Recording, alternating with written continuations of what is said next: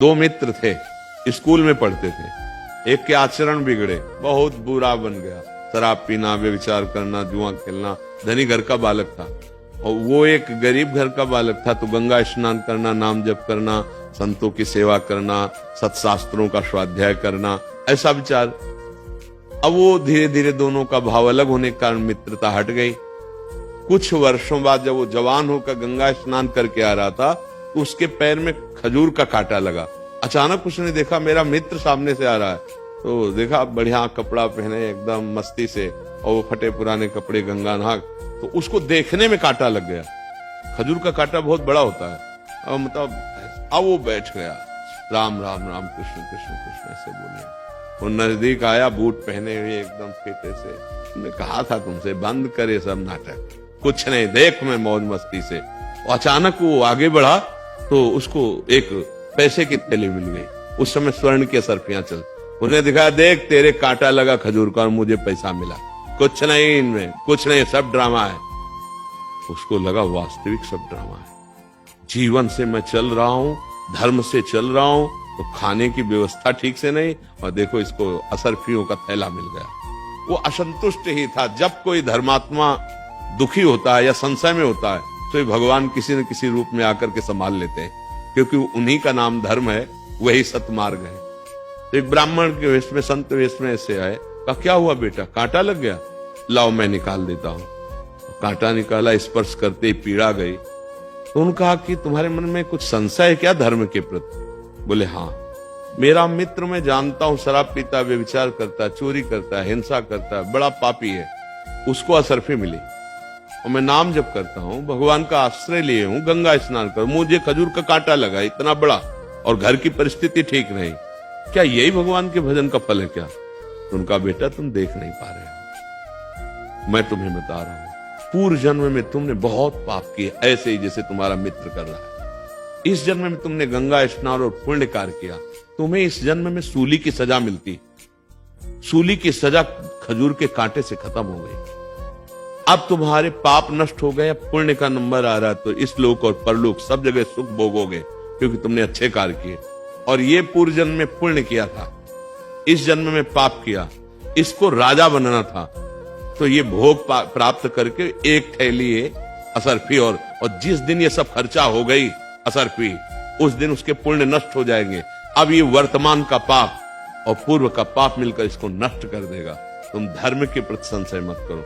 उसी समय उसको उल्लास हुआ, अरे शूली की सजा खजूर के कांटे से निकल गई, और अब मेरा मंगल होने वाला है। वो धर्म में चल पड़ा। अगर सत्संग ना मिले तो सबको ऐसा भ्रम हो जाता है कि अच्छे कर्म करने वाले को दुख मिलता है क्या। जैसे साधु महात्माओं को देखो, कि अपने जीवन को भगवान में लगाए, और बड़े कष्टमय जीवन व्यतीत होते हैं। और ऐसे शराब पीते, दुनिया का मांस खाते, दुनिया का नौटंकी नाटक करते हो, कहीं उनको जुकाम भी नहीं है, वो ऐसे चौड़ी छाती करके। ये प्रगट का वर्तमान की खेती है। पूर्व की खेती में हमने कुछ बोया था, उसको इस समय काट रहे हैं। तो ये जो फसल है, वो जो आएगी बहुत अच्छी है। वो पूर्व में थोड़ा पुण्य किया था, उसको काट रहा है। ये जो फसल बोई है नई, इसकी जब राशि आएगी तो उसके पुरखा भी जो है ना, नरक भोगेंगे। और ये समझ पाना थोड़ा कठिन होता है। पूर्व की फसल बोई हुई, अब हमारा अंतिम समय, अंतिम जन्म है। फटाफट फटाफट हिसाब किताब बराबर, रजिस्टर खाली, भगवत चरणारविंद में समर्पित।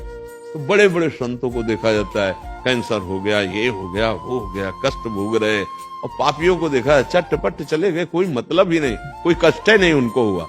तो इससे कोई तात्पर्य नहीं है।